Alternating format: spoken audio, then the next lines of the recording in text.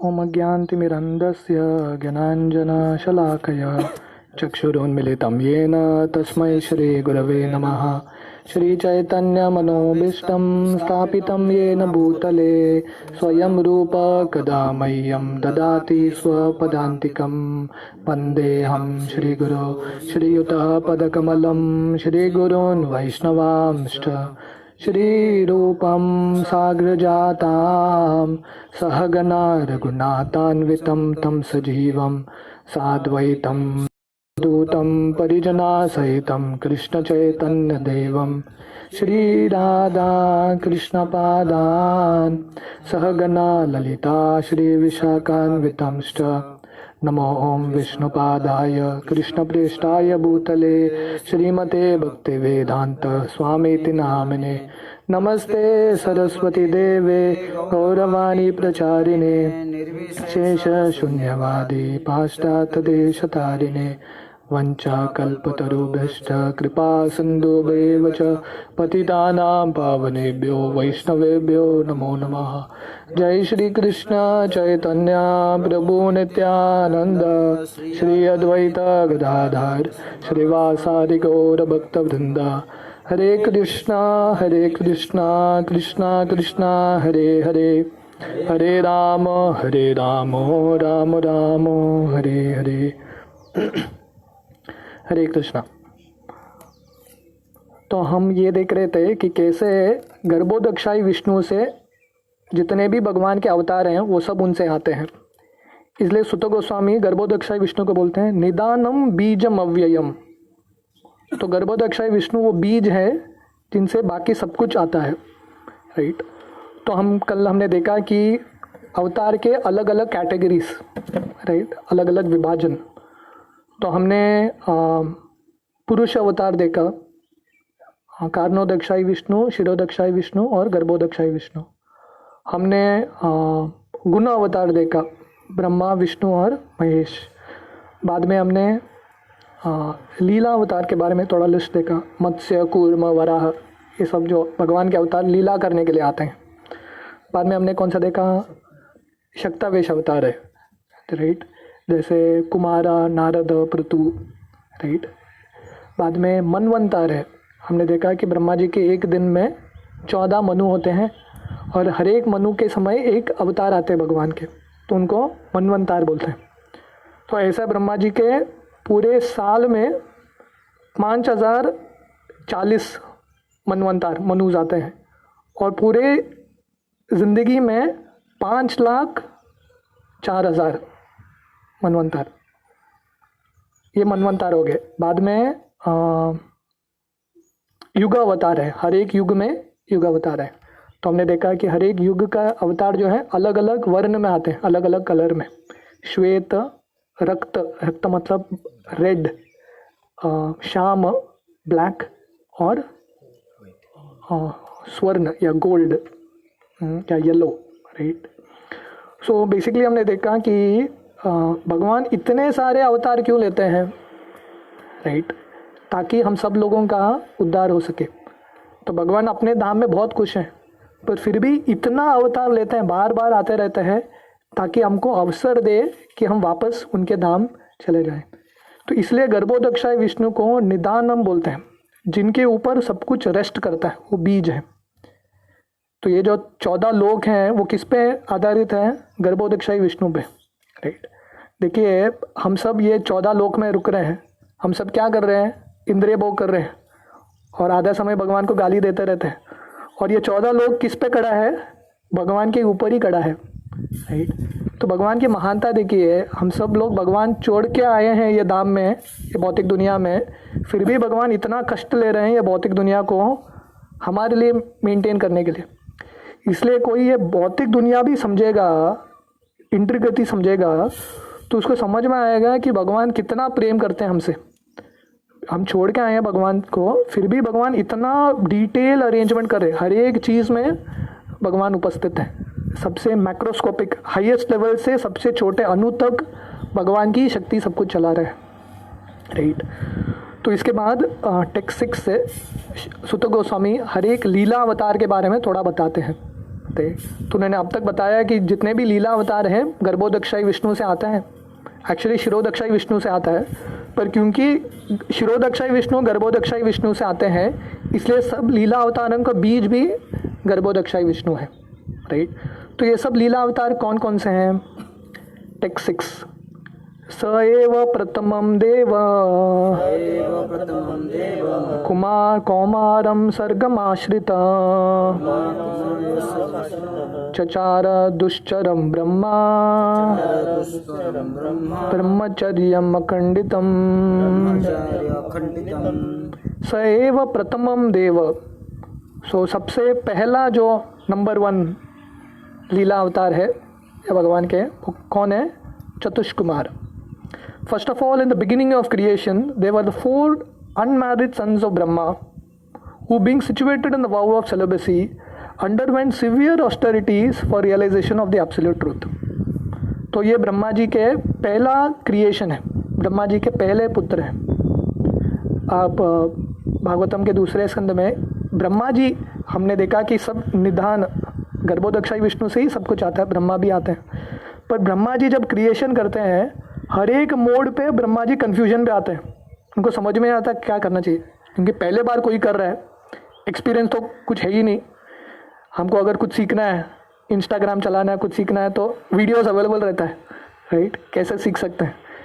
ब्रह्मा जी के पास कुछ वीडियो नहीं था, सृष्टि कैसे करना है, फर्स्ट व्यक्ति। तो हर बार जब कष्ट में आते थे वो भगवान से प्रार्थना करते थे और भगवान आके उनको मदद करते थे। तो ब्रह्मा जी का जो फर्स्ट क्रिएशन है वो ये चतुष्कुमार है, 4 कुमारस, राइट।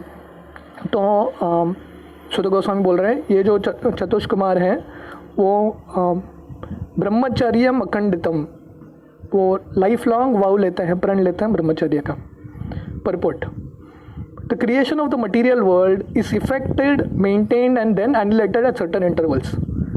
तो ये जो भौतिक दुनिया है एक समय पे ये बनता है, सृष्टि का निर्माण होता है, तो थोड़ा मेंटेन होता है और बाद में इसका नाश होता है। तो ये बार बार चलता है, right, creation, maintenance, destruction. So there are different names of the creations in terms of particular types of Brahma, the father of the living beings in the creation, right. तो इस तरह से बहुत सारे ब्रह्मा जी हैं और बहुत तरह के क्रिएशन होते हैं। The Kumaras, as above mentioned, appeared in the Kaumara creation of the material world to teach us the process of Brahman realization. They underwent a severe type of disciplinary action as bachelors. तो यहाँ पे श्रील प्रभुपाद बोल रहे हैं, तो अलग अलग creation के नाम भी है। तो यहाँ पे ये कुमार का कौमार क्रिएशन के समय इनका जन्म होता है और भगवान की प्राप्ति के लिए ये बहुत तपस्या करते हैं ब्रह्मचर्य का। These Kumaras are empowered incarnations, ये शक्तावेश अवतार हैं। And before executing the severe type of disciplinary actions, all of them became qualified brahmanas. This example suggests that one must first acquire the qualifications of a brahmana, not simply by birth, but also by quality, and then one can undergo the process of Brahman realization.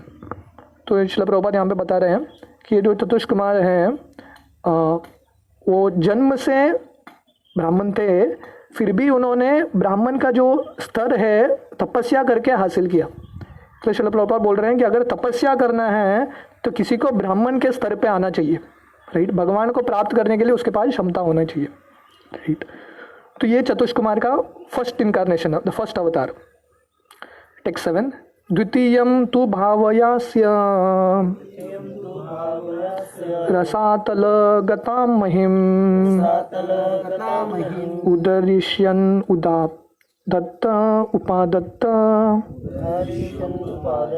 Yagnesh सौकरं Vapu. The supreme enjoyer of all sacrifices accepted the incarnation of a boar, the second incarnation, for the welfare of the earth, and he lifted the earth from the nether regions of the universe. तो दूसरे जो अवतार हैं वो कौन से हैं? वराह अवतार, बोर इनकारनेशन, राइट। तो वराह देव कब आते हैं? जब ब्रह्मा जी सृष्टि का निर्माण करते हैं तो सडनली देखते हैं कि ये जो धरती है अपने जो ऑर्बिट से गिर के गर्भोदक सागर में गिर जाता है। तो यहाँ पे वर्णन आता है रसातलम, रसातल का मतलब है पाताल लोक। पर धरती पाताल लोक में नहीं गिर सकता है। तो धरती एक्चुअली नीदर रीजन्स गर्भोदक सागर में गिर जाता है, राइट। तो क्यों गिरता है? क्योंकि दो कारण थे। एक तो हिरण्याक्ष करके एक राक्षस था, तो उसने इतना माइनिंग किया था, सोने का खान निकाला था धरती से कि धरती का बैलेंस छूट गया और गर्भोदक सागर में चला गया। The indication is that for each and every incarnation of the personality of Godhead, the particular function executed is also mentioned. तो आप ये पूरे 22 incarnations सुत गोस्वामी बताते हैं, तो हर एक जितने भगवान के अवतार बताते हैं उनका कार्य भी बताते हैं, क्यों आते हैं, किसके लिए आते हैं, right. There can not be any incarnation without a particular function and such functions are always extraordinary. तो भगवान के जितने भी अवतार हैं एक कारण के लिए होता है, और जो कारण होता है बहुत दिव्य होता है। They are impossible for any living being to perform. The incarnation of the boar was to take the earth of Pluto regions of filthy matter. तो ये जो वराह अवतार है वो किस लिए आते हैं? क्योंकि जो धरती गर्भोदक सागर में गिरता है उसको उठाने के लिए। Picking up something from a filthy place is done by a boar. And the all-powerful personality of Godhead displayed this wonder to the asura who had hidden the earth in such a filthy place. तो जो पोर होता है, वराह होता है, वराह मतलब जो सुअर होता है, वो गंदे जगह पे जाके उधर ही रहता है। वो जो भगवान वराह रूप के रूप में आते हैं और ये धरती को उठाते हैं। There is nothing impossible for the person of godhead and also he played the part of a boar by the devotees is worshipped staying always in transcendence. तो भगवान वराह रूप में भी ले आते हैं। वराह रूप एक्चुअली बहुत ऊंचा रूप नहीं है, हाँ, फिर भी भगवान क्योंकि वो स्वयं भगवान है आत्मा माया, इसलिए ये भगवान को भी हम पूजा करते हैं। वराहदेव की भी पूजा होती है। ये दूसरा इनकारनेशन है वराहदेव का। तीसरा इनकारनेशन कौन सा है? टेक्स्ट 8, तृतीयम ऋषि सर्गम वै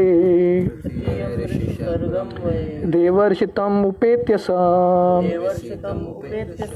तंत्रम सात्वतम आचष्ट नैष्कर्म्यम कर्मणाम यता। In the millennium of the rishis, the personality of Godhead accepted the third empowered incarnation in the form of Deva Rishi Narad, who is a great sage among the demigods. He collected expositions of the Vedas which deal with devotional service and which inspire non-fruitive action. तो तीसरे जो अवतार है भगवान के वो कौन है? देव ऋषि नारद, राइट। तो सभी देवों में ऋषि, सेजेस अमंग डेमिगॉड्स। तो नारद मुनि ने क्या किया है? नारद मुनि ने वेदों के जो सार है, भक्ति है, उसको वेदों से निकाल के उन्होंने प्रस्तुत किया है। तो जो चतुष कुमार है वो ज्ञान शक्ति को, शक्तावेश अवतार है ज्ञान के लिए, और जो नारद मुनि है वो शक्तावेश अवतार हैं भक्ति के लिए, राइट। नारद, नारद का मतलब क्या है? ध मतलब देना, राइट। नारद मतलब जो दूसरों को नारायण देते हैं, Narad, right. Purport: The great Rishi Narad, who is an incarnation of the person of Godhead, propagates devotional service all over the universe. तो नारद मुनि का काम क्या है? नारायण को देना। जैसे लोग अलग अलग चीज़ बांटते हैं ना, सब लोग कुछ ना कुछ मार्केटिंग करते हैं, तो नारद का काम है दूसरों को नारायण देना। तो पूरे ब्रह्मांड में नारद का एक वरदान है कि वो हर जगह घूम सकते हैं। भागवत में वर्णन आता है कि दक्ष के 10,000 पुत्र थे। दक्ष भी एक प्रजापति था, ब्रह्मा जी का पुत्र। तो दक्ष ने 10,000 अपने पुत्रों को जन्म दिया और सबको बोला कि गृहस्थ बनने से पहले थोड़ा वन में जाके तपस्या करो। तो वो सब लोग गए वन में तपस्या करने के लिए। उधर नारद मुनि मिल गए और नारद मुनि उनको प्रचार करके बोले, क्यों गृहस्थ बन रहा है, सीधा सन्यासी बन जा, राइट। क्योंकि गृहस्थ बनने के बाद में वानप्रस्थ, बाद में सन्यास लेना ही है, तो सीधा सन्यास ले ले। तो ऐसे 10,000 शिष्यों को उन्होंने, ये बच्चों को सन्यास बना दिया। तो दक्ष ने फिर से 10,000 बच्चे जन्म दिए और फिर से वन में भेजे तपस्या करने के लिए। तो नारद मुनि फिर से मिले उनको और इस बात बोले, देखो आपके बड़े भाई ने क्या किया, आप भी उनके पच्चनों पे चलते रहो। तो वो लोग भी सन्यास बन गए। तो दक्ष को इतना क्रोध आया, तो दक्ष ने नारद मुनि को श्राप दिया कि आप एक जगह पे कभी ठहर नहीं सकते, राइट। तो नारद मुनि इसलिए एक जगह पे रहते नहीं है, उनका रेजिडेंस कुछ नहीं है, वो घूमते रहते हैं। तो शिला प्रभुपाद बहुत बार बोलते थे कि मेरे शिष्यों के माता पिता ने मुझे भी श्राप दिया है। वो क्या श्राप है?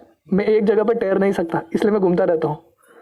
और शिला प्रभुपाद बोलते हैं कि मैं चाहता हूँ कि मेरे शिष्यों को भी ये श्राप मिले, वो हर जगह प्रचार का कार्य के लिए घूमते रहें। तो नारद मुनि का काम क्या है? वो सब जगह भगवान का प्रचार करते रहते हैं। All great devotees of the lord all over the universe and in different planets and species of life are his disciples. तो नारद मुनि के पूरे ब्रह्मांड में, और जितने भी सारे ब्रह्मांड हैं उसमें, और अलग अलग योनि में नारद मुनि के शिष्य हैं। आप पूरा भागवतम पढ़ेंगे, मैक्सिमम भागवतम में जितने भी भक्त हैं वो सब नारद मुनि के शिष्य हैं। प्रहलाद, ध्रुव, इतने सारे अलग अलग लोग हैं, सब नारद मुनि के शिष्य हैं। और अलग अलग योनि में भी नारद मुनि जाके प्रचार करते हैं। Srila Vyasadeva the compiler of Srimad Bhagavatam is also one of his disciples. जो व्यासदेव जो भागवतम लिखते हैं वो भी नारद मुनि के ही शिष्य हैं। Narad is the author of Narad पंचरात्र which is the exposition of Vedas particularly for the devotional service of the Lord. तो नारद मुनि ने एक पुस्तक लिखा है जिसका नाम है नारद पंचरात्र। तो नारद पंचरात्र में भक्ति के बारे में बहुत डिटेल से दिया है। This Narada Pancharatra trains the karmis और the fruitive workers to achieve liberation from the bondage of fruitive work. तो नारद पंचरात्र क्या है? जो लोग कर्म कांड में लगे हैं, कर्म करते रहते हैं, उनको मुक्ति प्राप्त करने के लिए तरीका दिया है। The condition souls are mostly attracted by fruitive work because they want to enjoy life by the sweat of their own brows. The whole universe is full of fruitive workers in all species of life. The fruitive workers include all kind of economic development plans. But the laws of nature provides that every action has a resultant reaction, and the performer of work is bound by such reactions, good or bad. तो कर्मकांड का मतलब क्या है? कि जो भी कार्य करते हैं हम उसका एक फल मिलता है, राइट। तो अच्छा फल है कि बुरा फल है, कौन सा भी फल है, उस कर्म के बंधन में आदमी फंसता रहता है, right. The reaction of good work is comparative material work is comparatively material distress, but material conditions either in so-called happiness or in so-called distress are all ultimately for distress only. पर कोई अच्छा कार्य करेगा तो उसको अच्छा स्थिति मिलेगा, सुख का स्थिति मिलेगा। बुरा कार्य करेगा तो दुख का स्थिति मिलेगा। पर ये भौतिक दुनिया में कोई सुखी है दुखी है, अल्टीमेटली सब दुखी ही है। ये भौतिक दुनिया में सब कष्टी है। कोई राजा है कि सैनिक है, ये दुनिया में सबको कष्ट है, right. But material conditions either in so called happiness और distress ultimately distress only. Foolish materialists have no information of how to obtain eternal happiness in the unconditional state. Sri Narad informs these foolish fruitive workers how to realize the reality of happiness. तो नारद मुनि का काम क्या है? जो लोग ये कर्म के बंधन में फंसे हैं, अच्छे बुरे, इनको जाके वो मदद करते हैं कि कैसे ये संसार से मुक्त हो जाए। He gives direction to the diseased men of the world how one's present engagement can lead one on the path of spiritual emancipation. तो नारद मुनि एक डॉक्टर की तरह हैं जो सबको जाके दवाई देते हैं, right. The physician directs the patient to take treated milk in the form of curd for his sufferings from indigestion due to his taking another milk preparation. तो शिला प्रभुपाद एक उदाहरण देते हैं कि किसी को अगर ज़्यादा दूध का स्वीट खाने से इंडाइजेशन होता है ना, तो क्या होता है? जब बहुत सारा दूध लेते हैं, रबड़ी या दूध का स्वीट लेते हैं, इंडाइजेशन होता है। उसका क्योर क्या है? उसका मेडिसिन क्या है? दही देते हैं। दही भी दूध से ही बनता है, पर वो दही लेंगे तो दूध का जो डिजीज़ है वो ठीक हो जाता है, राइट। तो वैसे ही लोग ये दुनिया में डिजीज क्यों है? क्योंकि कार्य कर रहे हैं अपने इंद्रिय तृप्ति के लिए। तो इसका सल्यूशन क्या है? कार्य करना है पर भगवान की भक्ति में। तो वही कार्य है, पर ये भगवान की भक्ति में जब कार्य करेंगे तो ओरिजिनल जो डिजीज है वो क्योर हो जाएगा। तो इसके लिए एक्सपर्ट फिजिशियन चाहिए, राइट। तो नारद मुनि जैसे एक्सपर्ट जो आचार्य हैं वही कार्य को कैसे चेंज करके भगवान की भक्ति में लगा सकते हैं वो साइंस समझाते हैं नारद पंचरात्र में। So the cause of the disease and the remedy of the disease may be the same. तो बीमार किस लिए हुआ था? दूध से, दूध ज़्यादा खाने से, और उसकी मेडिसिन क्या है? वही दूध अलग रूप में। समझ में आ रहा है? तो वैसे ही कार्य करना बुरा नहीं है, पर हमको कैसे कार्य करना है वो समझ में आना चाहिए। But it must be treated by an expert physician like Narad. तो इसलिए गुरु की आवश्यकता है जो वही कार्य को कैसे भगवान की भक्ति में कन्वर्ट कर सके, वो साइंस हमको बता सकता है। The Bhagavad Gita also gives the same solution, serving the Lord by the fruits of one's labour. This will lead one to the part of naishkarmya और लिबरेशन। तो ये करने से आदमी बंधन से मुक्त हो जाता है। तो ये भगवान के तीसरे अवतार हैं नारद मुनि। तो टेक्स्ट 9, तूर्ये धर्म काल सर्गे नर नारायण ऋषि भूत्वा मोपशमोपेतम् अकरो दुश्चरम तप। In the fourth incarnation, the Lord became Nar and Narayan, the twin sons of the wife of King Dharma. Thus he undertook severe and exemplary penances to control the senses. Right? तो जो चौथा अवतार भगवान के वो कौन है? नर नारायण ऋषि। राइट? तो अगर कुमार ज्ञान शक्ति को प्रदुस्तुत करते हैं, नारद मुनि भक्ति शक्ति को, और नर नारायण ऋषि तपस्या को, तपस्या के शक्तावेश अवतार है। तो ये दोनों धर्म के राजा के ट्विंस, जुड़वे पुत्र हैं। Purport, as king Rishabh advised his sons, tapasya or voluntary accept of penance for realization of the transcendence, it is the only duty of human being. It was done by the Lord himself in an exemplary manner to teach us. तो ऋषभ देव भागवत में बताते हैं कि मनुष्य जिंदगी का लक्ष्य क्या है? तपस्या करना। राइट? तो मनुष्य जिंदगी मतलब तपस्या करने के लिए, क्योंकि इंद्रिय भोग तो पशु योनि में भी मिलता है, पर तपस्या करने का जो अवसर है, भगवान प्राप्ति करने का जो अवसर है, वो मनुष्य जिंदगी में मिलता है। पर भगवान इतने महान हैं कि तपस्या कैसे करना है वो उनके उदाहरण से ही सिखाते हैं। भगवान को तपस्या करने की ज़रूरत है क्या? नहीं है। फिर भी वो हमको उदाहरण सेट करने के लिए नर नारायण ऋषि के रूप में आते हैं। The lord is very kind to the forgetful souls. तो भगवान जो बद्ध जीव है, उनको भूल गए हैं, उनके प्रति भगवान की बहुत कृपा है। He therefore comes himself and leaves behind necessary instructions and also sends his good sons as representatives to call the conditioned souls back to Godhead. तो इसलिए भगवान खुद आते हैं या अपने जो पार्षद हैं उनको भेजते हैं ताकि बद्ध जीव जो हैं उनके पास आ जाए। Recently, within the memory of everyone, Lord Chaitanya also appeared for the same purpose, to show special fervor to the fallen souls of this age of iron industry. तो श्रील प्रभुपाद बोल रहे हैं बहुत रिसेंटली, अभी अभी चैतन्य महाप्रभु का आविर्भाव हुआ है, सिर्फ 500 साल पहले। राइट? क्योंकि कलयुग के लोगों का उद्धार करने के लिए। The incarnation of Narayan is worshipped still at Badri Narayan on the range of the Himalayas. तो ये जो नर नारायण ऋषि है वो बद्रिक आश्रम में तपस्या करते हैं। राइट? तो इनफैक्ट बोला जाता है कि अभी भी वो तपस्या करते रहते हैं। तो ये नारायण जो है बद्रीनाथ में बद्री नारायण के रूप में इनका पूजा आराधना होती है। टेक्स्ट 9 था वो, और एक टेक्स्ट पढ़ेंगे। टेक्स्ट 10, पंचमो कपिलो नाम सिद्धेश काल विप्लुतम प्रवोचाशुरा सांख्याम तत्वग्राम विनिर्णयम।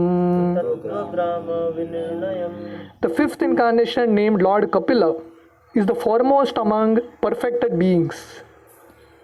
He gave an exposition of the creative elements and metaphysics to Asuri Brahmana, for in the course of time this knowledge had been lost. जो पांचवें जो अवतार है भगवान के वो कपिल मुनि है। हाँ, तो कपिल मुनि देवहूति और कर्दम ऋषि के पुत्र हैं। राइट?